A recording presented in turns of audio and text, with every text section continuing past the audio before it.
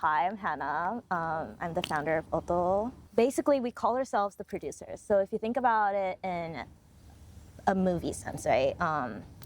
There's a movie director, and then there's a producer that brings together all of these like different moving parts. So we do that for international brands, and we're the Japanese crafts producer in that we bring together all of these incredible Japanese craftspeople to realize the vision of our clients. So our clients can range from hospitality, like hotel groups, to retailers, to let's say fashion brands or architects, and they have a vision on what they want to create. And we bring together the right artisans to make their designs come to life. I'm born in Korea. I'm half Korean, half Japanese, and I grew up in Mexico, Monterrey, Mexico. And I spent most of my childhood in Monterrey. I came back 10 years ago, and I've been here since. Could you give me a background on why you started the business and like why it spoke to you and what really inspires you to do so? Yeah, so originally, I grew up in this international bubble. I went to international school in Mexico. I came back 10 years ago. I also went to international school here. And when I was in this bubble, I kind of rejected my Japanese identity throughout that whole stage. And then I came to this university that we're filming right now here. I was meeting all of these people and getting in touch with my Japanese side a lot more. And a key turning point came when I was in 4th year in my seminar class. My friend from that class comes from a 300-year-old Japanese gold leaf manufacturing company. She was the one who kind of introduced me to this world of Japanese traditional crafts. There's so many companies like that in Japan, and she also mentioned that all of these like artisans are kind of dying out. Is there something like even as a 20-something-year-old can do? So I started calling up all of these like different artisans and getting to know them, and that's kind of the start of OTO. Regarding to, the business process, like what is the process with working with a new client? Like how do they reach you and what does that look like? Yeah. How the clients reach us is they usually find us through Instagram or LinkedIn, or it's a warm introduction from the network that I built in Tokyo.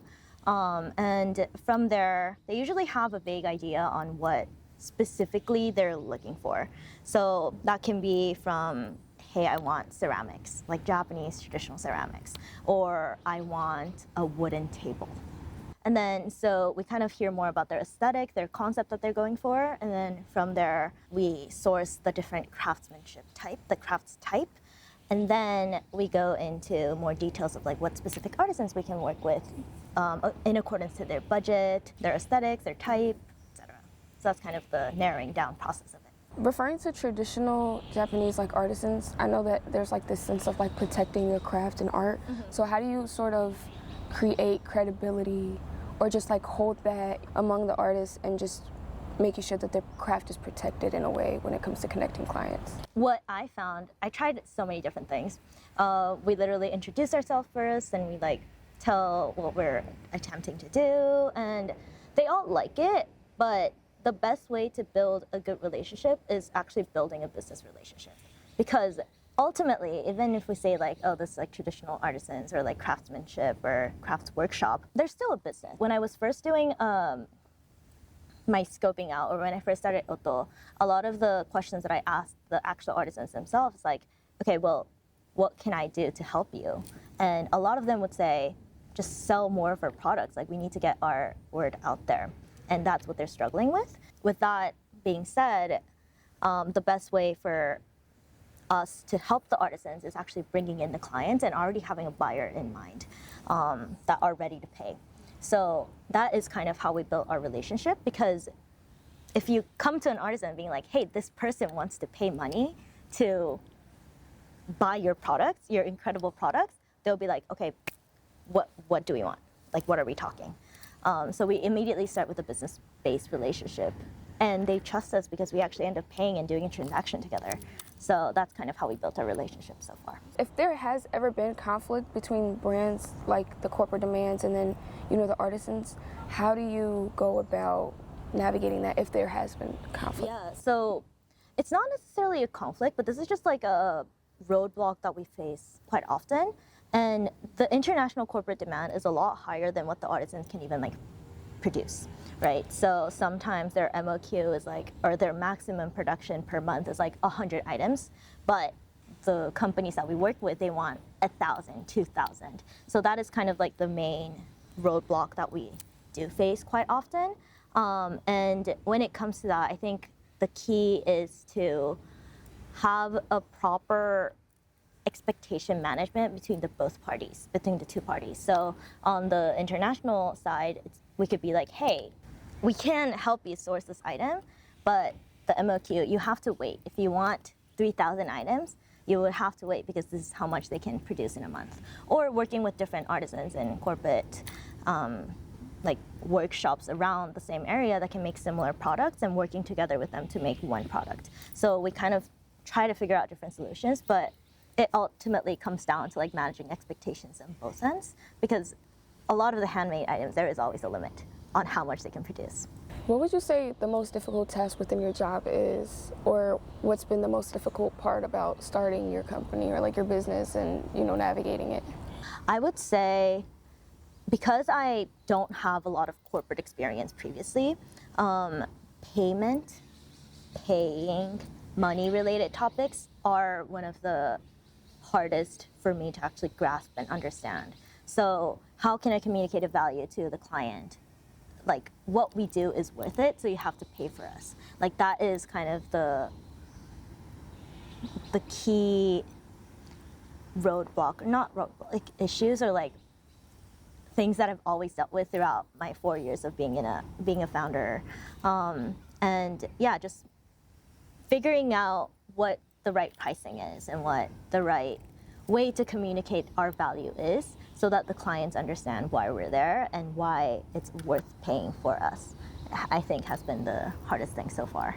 What has been the most difficult when wanting to, like in terms of wanting to develop it as a business? So right now, we actually are trying to tackle this issue because we're on this like next phase of OTO is actually growing and scaling. And right now, I'm becoming my own roadblock in scaling.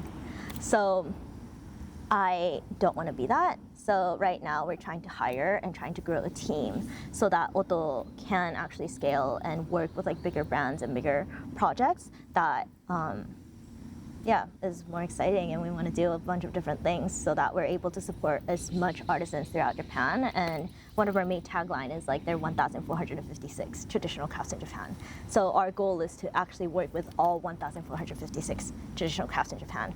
So in order to do that, we need more people and more team members and more operational efficiency, so that I'm not the only one.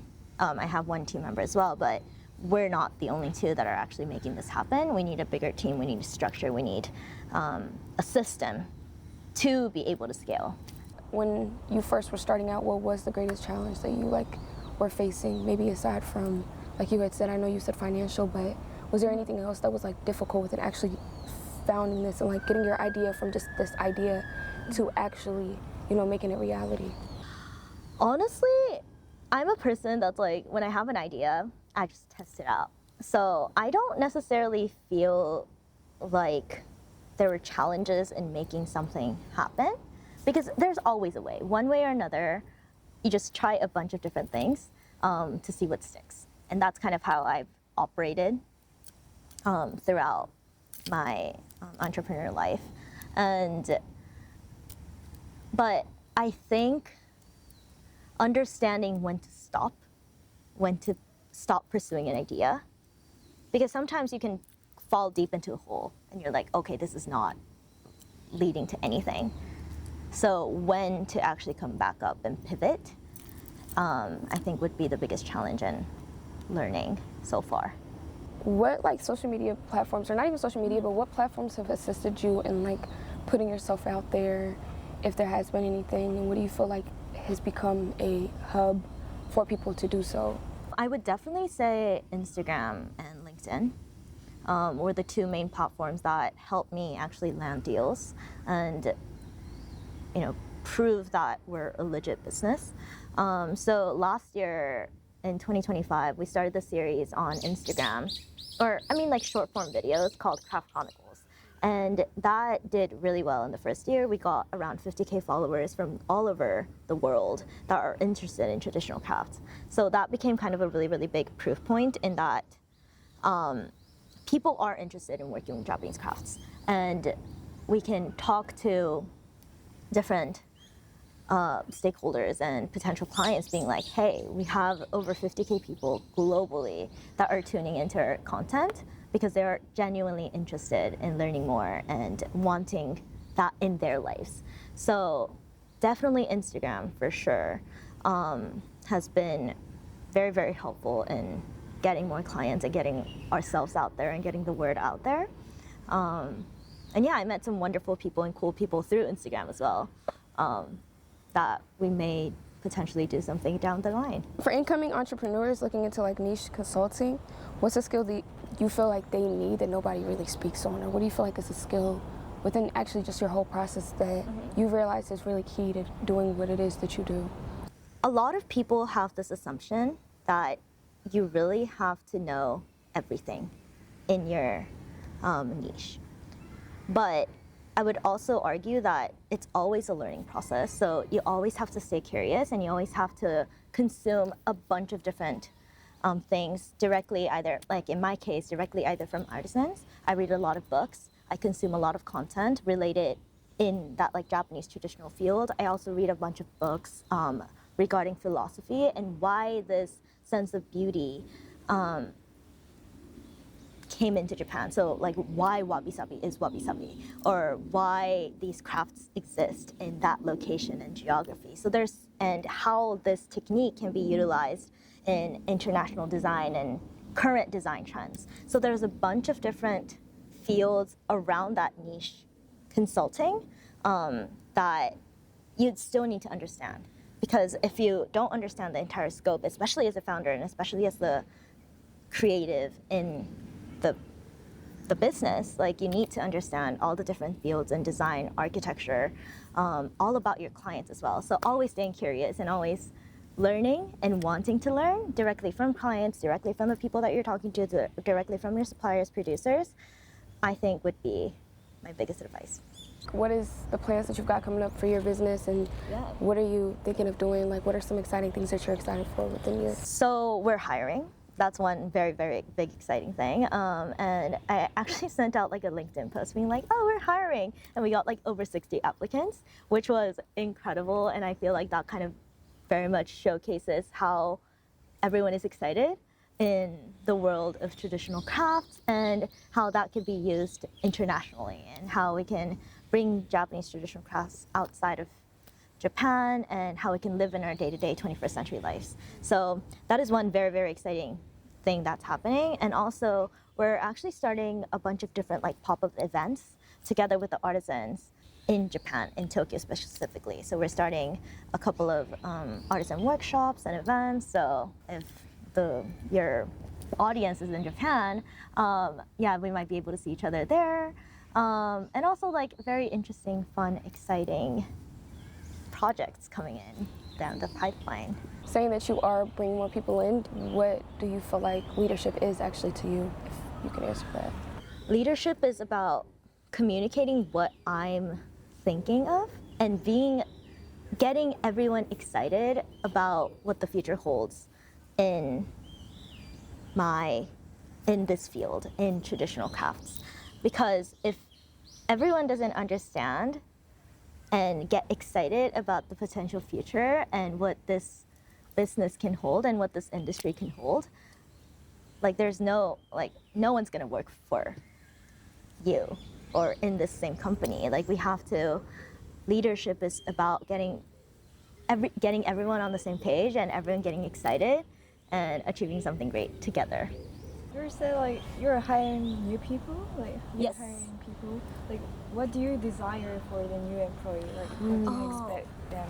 What I really, really value in this, like when I scale the company, is someone more in the operational role. So I am very type B, in a sense that like I'm very spontaneous. I'm kind of not organized, but I would say more of like the vision creator, and I'm the yapper. I bring in the clients, I meet people, and I need someone that can hold the base and hold the foundation. So like they're very on top of like sending out follow-ups and giving the proposals on time, and yeah, just reliable and diligent, and someone with maybe a little bit more experience than I have, because we're currently a team of the core members working on OTO. We're a team of 2, and we're both younger, in our 20s, and yeah, like my, I guess, head of supplier relations guy, his whole thing is literally talking to artisans and suppliers and getting the relations. Like he's very focused on that. And whenever a client comes, like I handed it over to him, and then he kind of deals with all the suppliers and the communication with the suppliers. So yeah, I need someone in between that kind of helps with the deal flow, but also able to communicate a lot with the supplier relations guy to get the system flowing. You know, the machine smooth, and yeah. That's the person that I look for. Have you ever considered to hire like your friends or your close people? I did. I actually work very closely with one of my closest friends that I met here as well. And we have a role division in a sense, like she does specifically like different projects that I have in mind, that she also excels at. So I don't officially hire her, but I outsource it to her, so that, you know, I love working with my friends. I love working with the closest people in my life, but sometimes that can lead to a lot of different problems and issues. So I think it's great to have that separation between, like, yes, we can work together, but staying diligent of like, hey, like, this is a job. So like I always pay her. Like she's like, no, it's fine. Like we're friends. I'll do it for free. Like she does a lot of like the videography whenever I have events and stuff.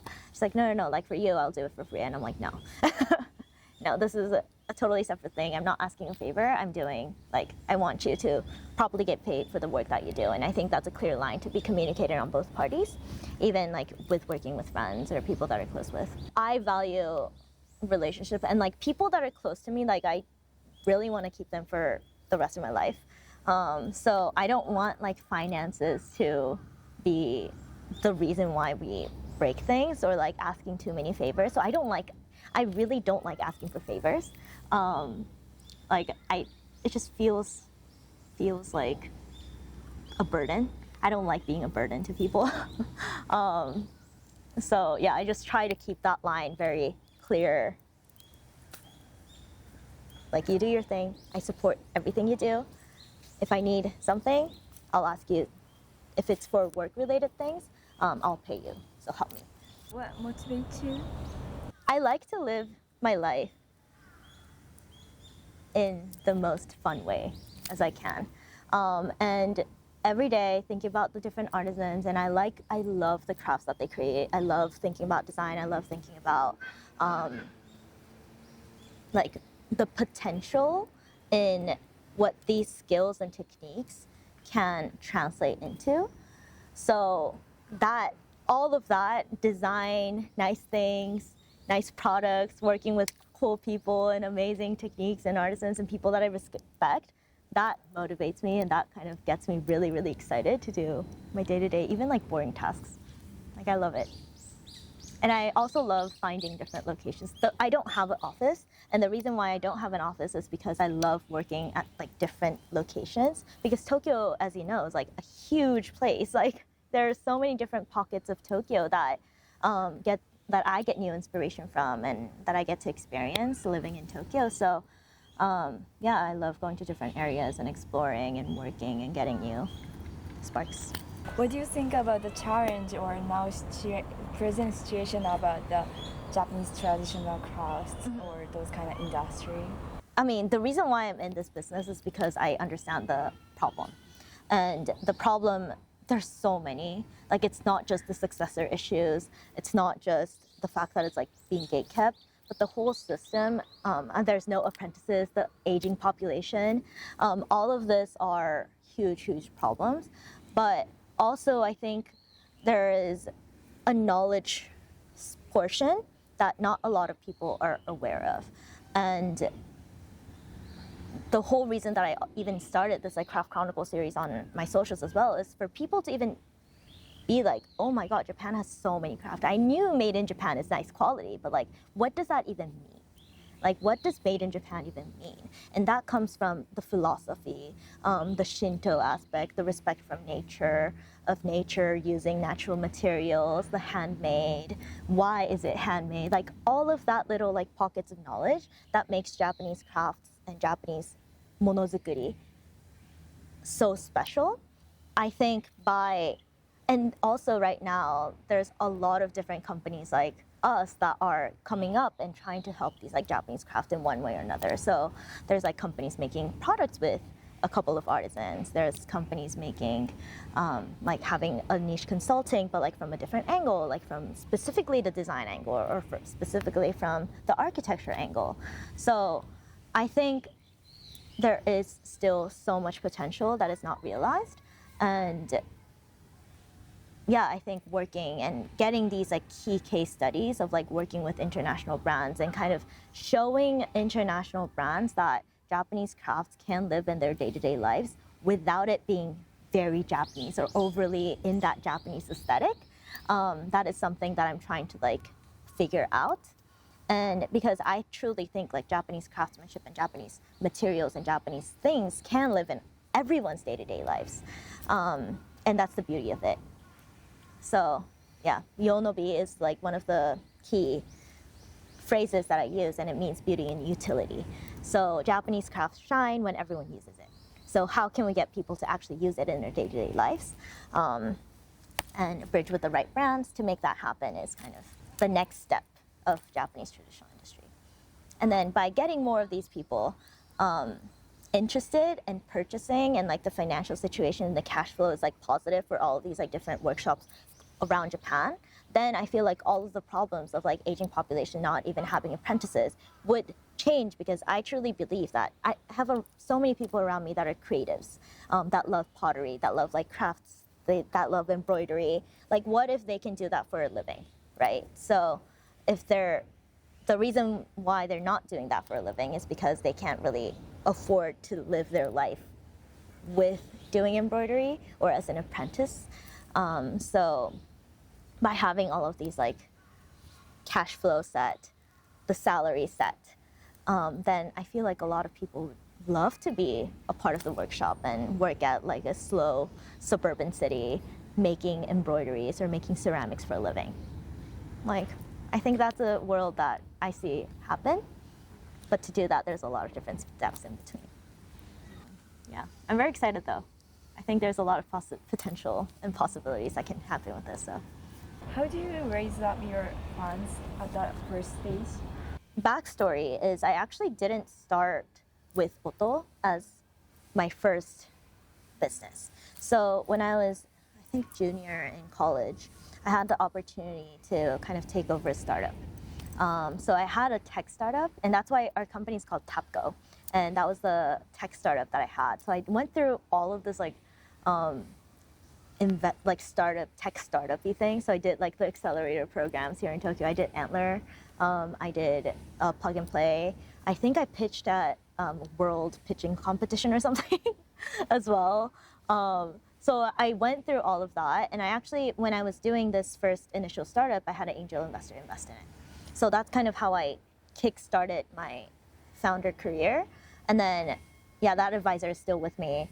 And he's supportive of all of the different projects that I attempt. So I think this like angel investor / advisor is a very, very big part in my entrepreneur business or entrepreneur life, because without him, like I wouldn't have been able to even try all of these things. So yeah, I think he's a big part of my founder journey. So yeah, to answer the simplified version of that is I got angel investment when I was doing my first tech startup, quit that tech startup, or I didn't quit, I folded it after a year, and then pivoted into OTO. So we still had a little bit of runway, and then when I was trying to figure out, it took me a year to figure out what I wanted OTO's business model to be, and within the time I did like I tried like e-commerce just like trying to sell products, I realized there's so many different shops doing that. So I was like, no, that's not fun. And then I tried to do like an inbound tourism business of like bringing tourists into like different artisan workshops. And then one of the artisans was like, who is going to do the translation? Who is going to run the workshops? Like, we don't even have people to like make the products. Like, we can't put time into that. And I was like, you're so right. I'm so sorry. So I quickly ended that and then landed into our OTO like producer business. Throughout my 1 year of like figuring out what I wanted to do, I actually took in a lot of marketing jobs and like web design jobs, and I was making like slide decks for other startups as well, because I feel like as a Gen Z, we all know how to use the tools and we know how to make things look nice.